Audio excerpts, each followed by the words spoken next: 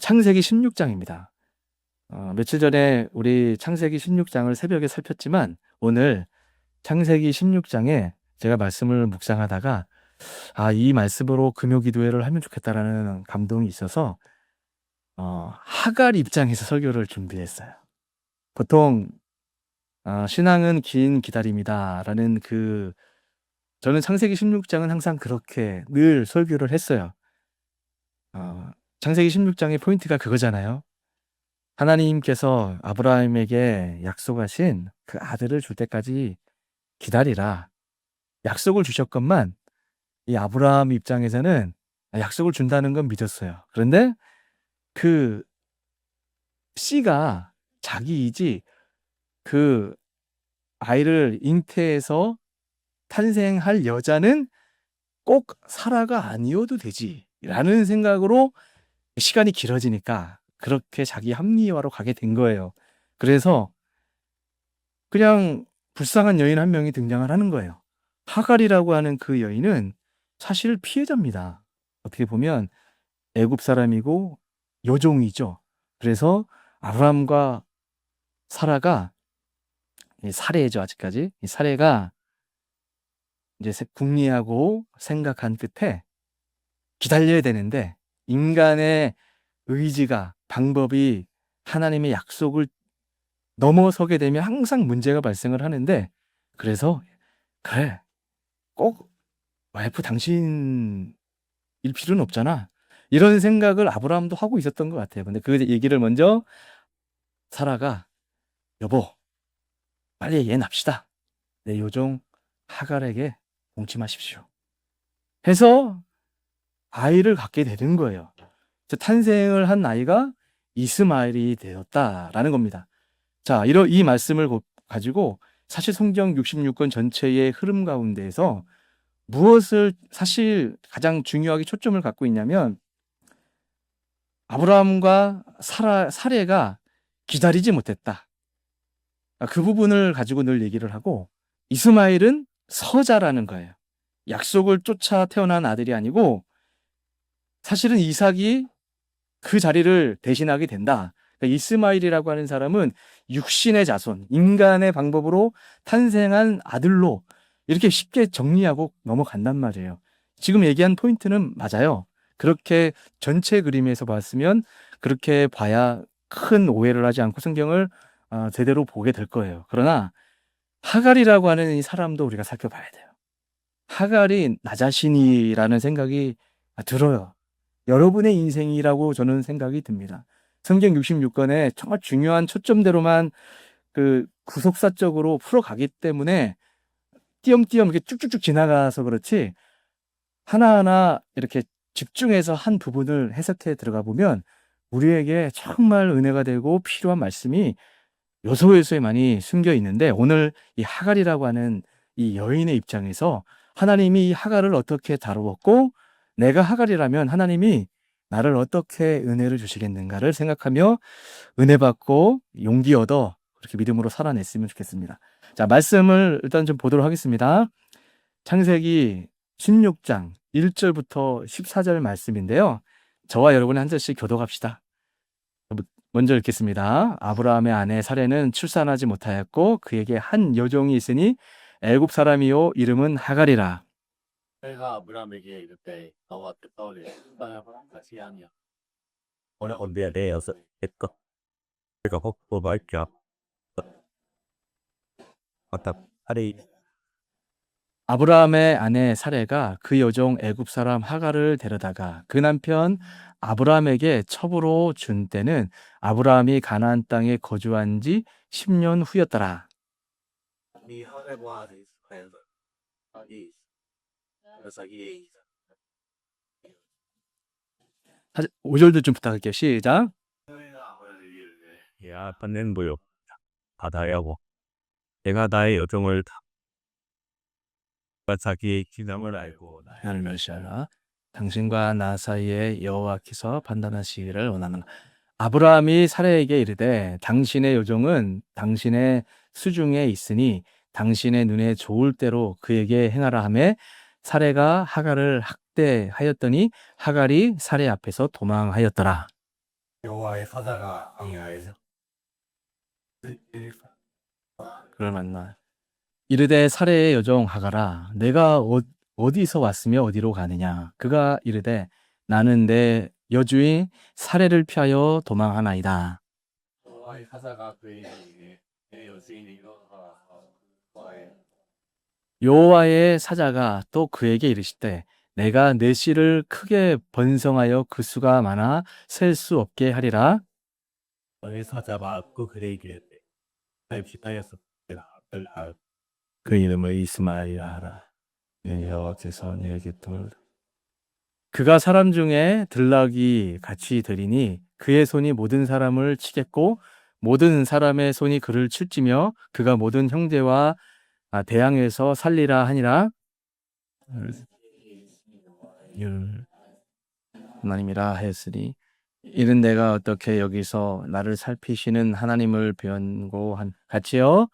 이러므로 그 샘을 부엘라 헤로이라 불렀으며 그것은 가데스와 베레 사이에 있더라. 아멘.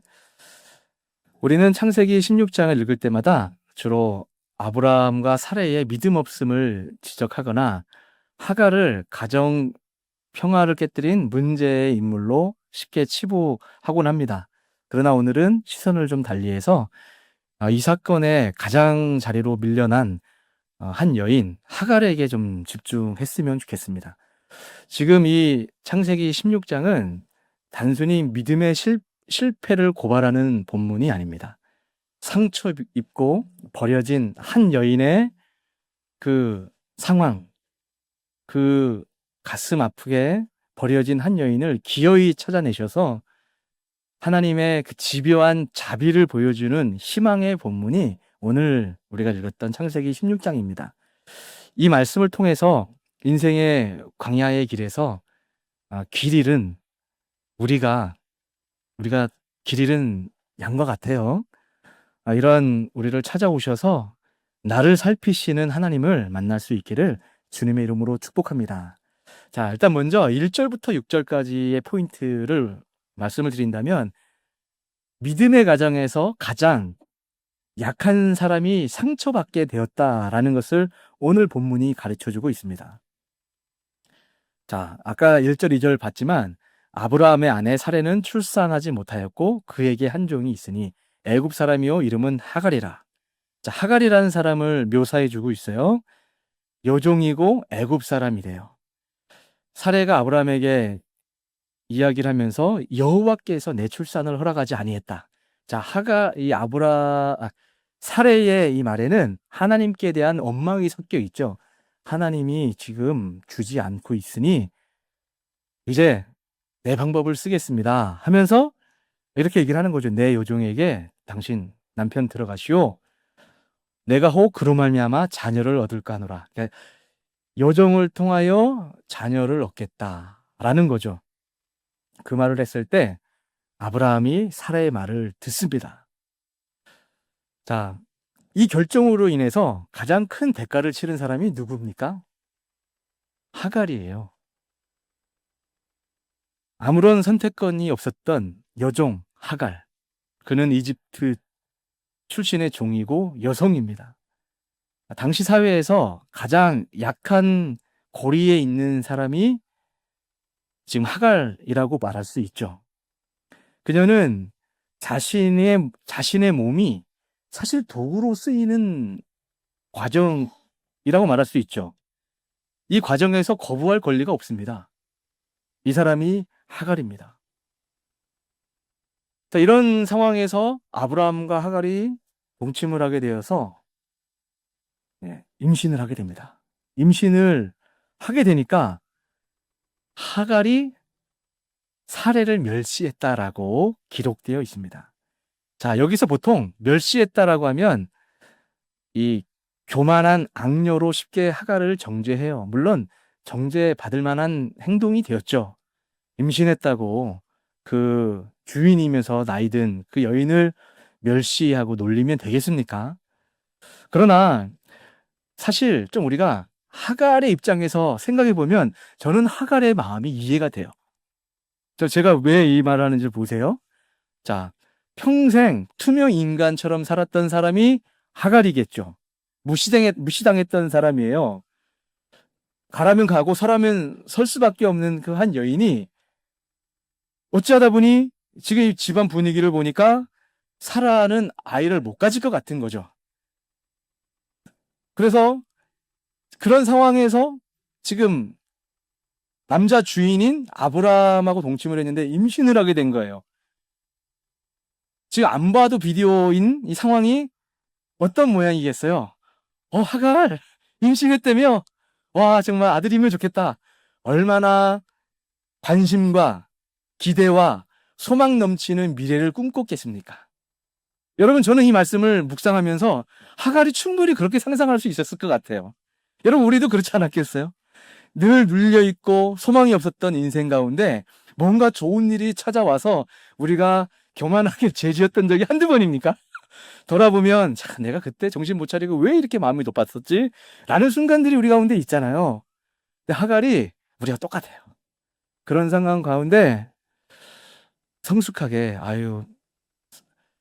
사례님 저 어떻게 될지 몰라요 라고 겸손하게 있었으면 이런 사단이 안 났을 터인데 우리와 똑같은 마음의 깊이가 없던 사람이다 보니까 존재감이 생기다 보니까 마음이 높아진 거예요. 가슴에 바람이 쑥 들어온 거죠. 저는 이 상황을 하갈을 통해 제가 정리해보면 악한 교만이라기보다는 나도 가치 있는 존재가 될 수 있다는 착각에 빠진 인간의 연약함이다라고 저는 묘사하고 싶어요. 그런데 그 결과는 너무 참혹했습니다. 사라를 놀린 것밖에 없는데 사례가 분노합니다. 분노하면서 남편에게 이제 이야기를 하는 거죠.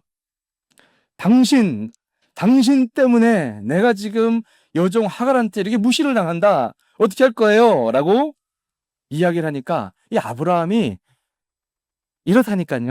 믿음이 있는 사람이면 좀 어떻게 멋있게 좀 디펜스 좀 해주고 서로 하갈도 머물 수 있게끔 해줘야 되는데 당신 마음대로 하십시오. 이렇게 말하는 남편이 어디 있습니까? 그렇죠? 그러니까 지금 질투와 분노에 사로잡힌 사라가 하갈을 학대합니다.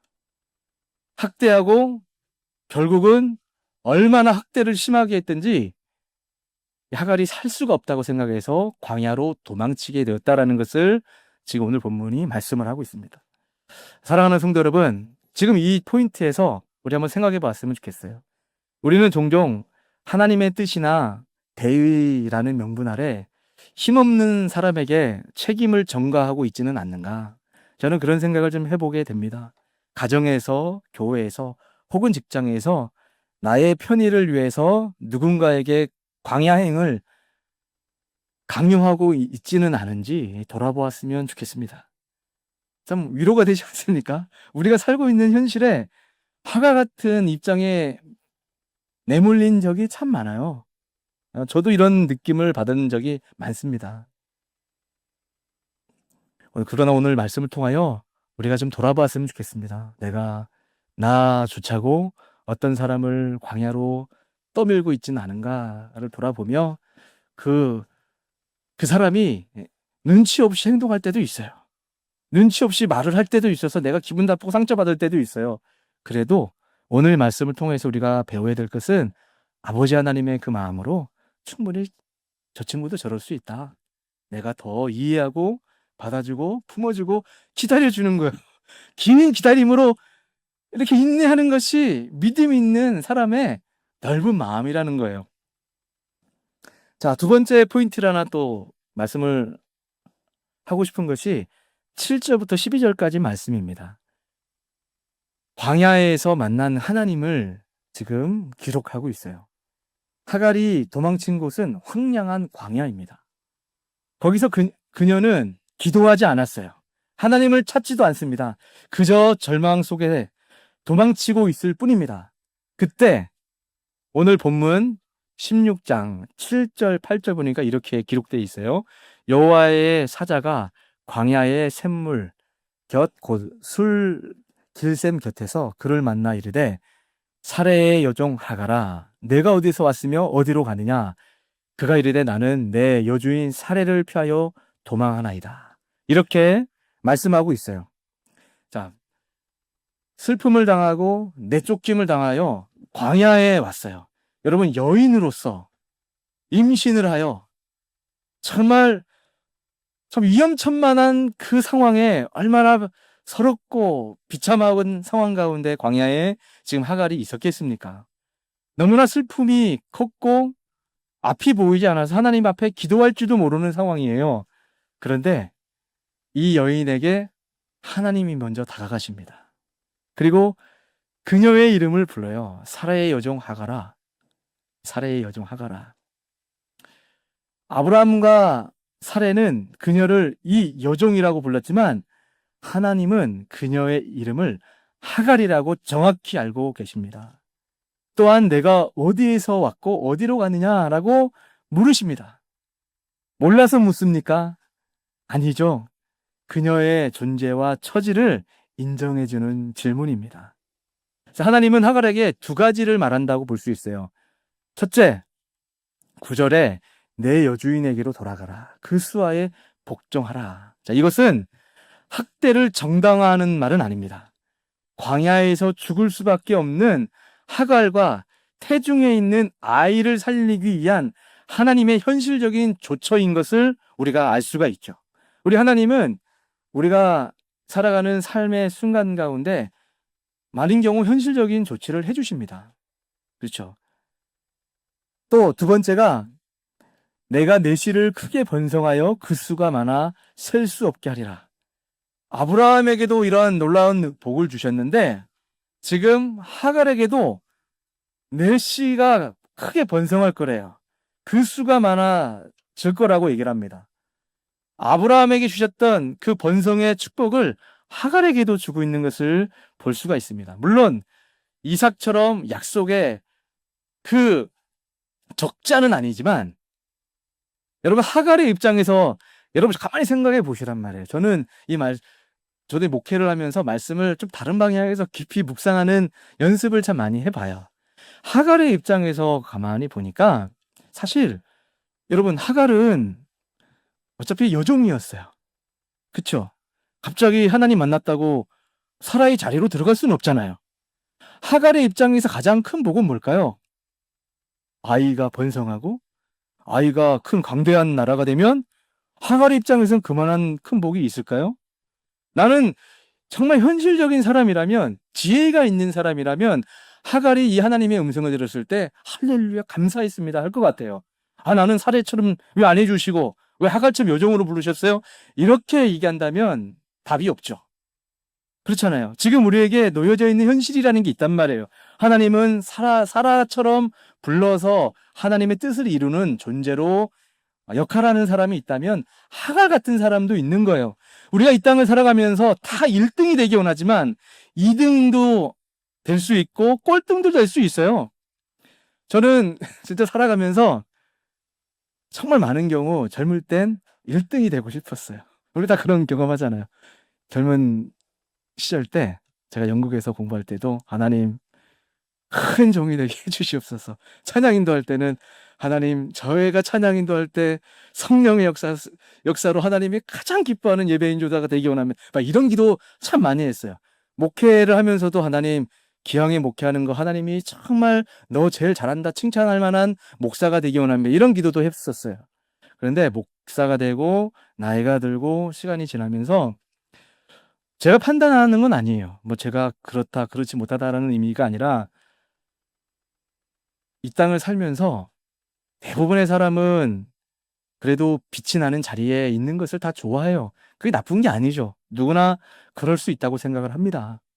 그런데 1등만이 있는 게 아니라 2등이 있고 어느 사람이 곽강을 받고 스포트라이트 받으면서 박수를 받을 때 어떤 사람은 그 자리에서 내려와서 슬픈 눈물을 흘리는 밀려나가는 사람도 있다는 것을 알게 되지 않습니까?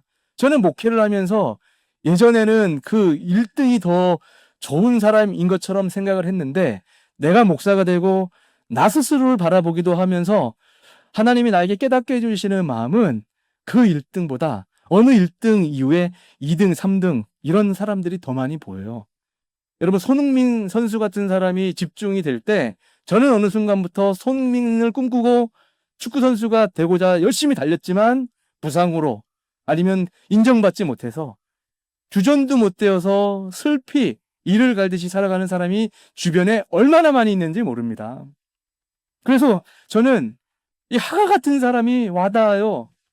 저는 사라나 이삭 같은 사람이 더 정말 나는 기왕이면 이삭처럼 쓰임 받고 싶어 이런 생각들을 쉽게 했는데 하나님을 만나고 하나님을 만나는 내 삶의 서사 가운데 하나하나 그려지는 인생에 내가 하갈이구나라는 생각을 할 때가 참 많습니다. 내가 이스마엘일 수 있겠구나라는 생각을 참 많이 합니다. 그럼 내가 하갈이고 이스마엘이면 버림받은 사람입니까? 나는 하나님을 선택받지 못한 조금 복을 받은 사람이라고 말할 수 없단 말이에요. 하나님은 이 하갈을 불쌍히 여겨주십니다. 찾아가셔서 복을 내려주시는데 일단은 돌아가라. 광야에서 너 있으면 너 큰일 당한다. 그리고 지금은 기분 나쁘고 좀 마음이 상하여도 잘 버텨라. 그런 마음으로 위로하는 거예요. 가면은 이제 사라의 눈빛이 달라 있을 거야. 이렇게 말씀하지 않습니다. 수종에 복종하라. 얼마나 수치스럽고 가기 싫은 자리였겠습니까? 그러나 하갈은 하나님의 음성을 듣습니다. 그리고 들어가요. 들어가서 실제로 이스마엘을 낳고 이스마엘이 강성해지는 것을 보게 됩니다. 그리고 그 씨가 번성하게 되는 것을 하갈이 보게 됩니다. 여기서 우리가 좀 배워야 될 하나님의 말씀은 하나님은 때로 우리가 이해할 수 없는 자리, 아픈 현실로 돌아가라라고 말할 때가 있어요. 진짜 있더라고요. 여러분들도 있지 않습니까? 정말 가고 싶지 않고 과거에 내가 타임머신 타고 돌아간다면 난 다시는 그 길로 가지 않았을 거야 싶은 어떤 순간들이 있잖아요. 근데 유사한 상황으로 내가 또 내몰릴 때가 있어요. 그러나 그런 마음이 있다면 그때 우리 기억합시다. 하나님은 우리를 빈손으로 돌려보내지 않으신다는 거예요. 반드시 감당할 만한 힘과 미래의 약속을 쥐어 주시면서 보내신단 말이에요. 여러분 믿읍시다. 우리 인생에 지금 하나님께서 상했던 마음, 쫓겨났던 마음, 정말 낮아졌던 마음, 아팠던 마음, 과거에 쓴 경험들이 설령 있었다 할지라도 내가 살아가는 앞날에 앞이 보이지 않는 막막한 순간처럼 느껴져도 오늘 말씀을 붙들잔 말이죠. 가라. 조금 힘들지 몰라도 너에게 미래가 있다. 여러분, 이 사실을 하나님 말씀으로 들을 수만 있다면, 그리고 내 앞날 가운데 그렇게 하갈의 인생이 열리듯 인생이 펼쳐질 수만 있다면 우리가 지금 낙심하고 있지는 안 되겠죠. 주님 약속 붙잡고 전진해 나가야 되지 않겠습니까? 그러면서 13절, 14절 보니까 하갈이 신앙 고백을 합니다. 나를 살피시는 하나님. 이 장의 절정은 사실 하갈의 고백이 있다고 저는 생각을 합니다. 16장 13절 말씀 제가 읽어드릴게요. 하갈이 자기에게 이르신 여호와의 이름을 나를 살피시는 하나님이라 하였으니, 나를 살피시는 하나님이라 하였으니 이는 내가 어떻게 여기서 나를 살피시는 하나님을 배웠는고 함이라. 이렇게 고백을 하고 있습니다. 여기서 하나님을 엘로이라고 지금 부르고 있어요. 나를 살피시는, 나를 보시는 하나님. 이렇게 고백을 하고 있습니다. 놀랍게도 성경에서 하나님께 새로운 이름을 붙여드린 최초의 인물은 족장 아브라함도 위대한 선지자도 아닌 이방 여인 하갈임을 우리가 보게 됩니다. 그녀는 이렇게 고백을 하고 있는 거예요. 내가 여기서 나를 살피시는 하나님을 배웠는고라고 고백을 하고 있는 겁니다. 이렇게 또 의역할 수 있죠. 나는 버려진 줄 알았습니다. 아무도 나를 신경 쓰지 않는 줄 알았습니다. 내 가까이 있었던 친척들, 집안 사람들은 나를 이용하는, 내 몸을 이용하는 도구로만 보는 줄 알았습니다. 그런데 하나님이 나를 보고 계셨군요. 나를 지켜보고 계셨군요. 라는 고백을 하고 있는 겁니다. 하갈의 이 고백은 눈물 섞인 신앙의 고백이다라고 저는 믿습니다. 그녀가 있었던 그 광야는 하나님을 만나는 성소가 되었다라는 거예요. 사랑하는 성도 여러분, 여러분이 인생에서 가장 비참하고 외롭다고 느끼는 그 순간, 사실은 하나님이 여러분을 가장 깊게 살피고 계십니다. 믿으십니까? 사람들의 시선 밖으로 내가 밀려났을 때 우리는 하나님의 시선 안으로 가장 깊이 들어오는 존재가 되었다라는 거예요. 이제 말씀 정리하겠습니다. 창세기 16장은 우리에게 복음을 던져주고 있습니다. 하나님의 언약은 인간의 실수로 잠시 흔들리는 듯하지만 하나님의 자비는 결코 흔들리지 않는다라는 것을 가르쳐주고 있습니다. 실수한 아브라함도 품으셨고 상처 입은 하갈도 품고 있습니다. 이 사건은 우리를 예수 그리스도께로 이끄는 거예요. 예수님은 가장 높은 곳에 계신 분이셨지만 가장 낮은 종의 형체로 이 땅에 오셨죠. 하갈처럼 멸시받고 또 거절당하셨으며 마침내 십자가에서 버림받은 존재로 돌아가셨어요. 나의 하나님 어찌하여 나를 버리시나이까? 라는 이 고백을 하는 그 예수님이 지금 이 하갈의 그 마음을 안단 말이에요. 주님이 그 버림을 받아보셨기 때문에 내 스스로가 버림받은 것 같고 나 혼자 외로이 서 있다고 느껴질 때 하나님은 여러분의 그 마음을 더 깊이 이해하시고 여러분의 마음을 만지신다라는 것을 우리에게 가르쳐주고 있습니다. 사랑하는 성도 여러분, 하갈은 비록 언약의 중심에 서지는 못했습니다.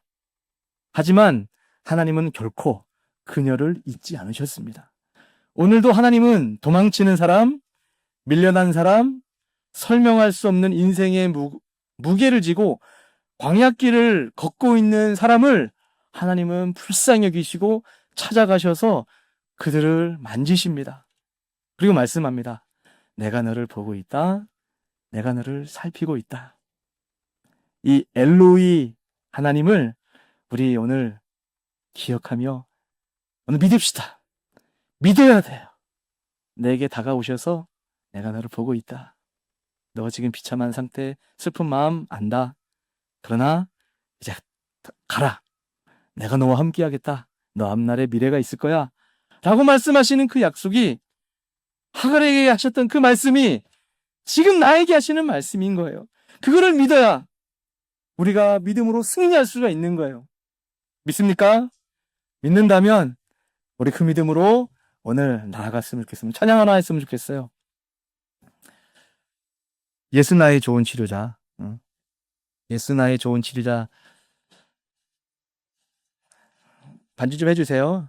이 찬양을 저희가 참 좋아하는 찬양인데, 예수님 예전에 상처 입은 치유자라는 책이 있었어요. 근데 그게 영어로 wounded healer예요. 그러니까 상처를 경험해 보셨기 때문에 진정한 치유자가 될 수 있다는 예수님을 말하는 거죠. 이 찬양이 나는 부를 때마다 볼 때마다 그게 다 떠오릅니다. 예수님은 저 왕궁에 계시면서 우리 같이 연약한 사람들의 눈물과 아픔을 모르는 분이 아니라 이 땅에 내려오셔서 어쩌면 우리보다 더 아픔과 슬픔을 겪어보신 분이시기 때문에 우리를 이해하시고 찾아오셔서 우리를 만지시는 분이라는 거예요. 믿으시지요? 우리 그 믿음을 가지고 우리 주님 앞에 최고의 노래로 주님을 예배하기 원합니다.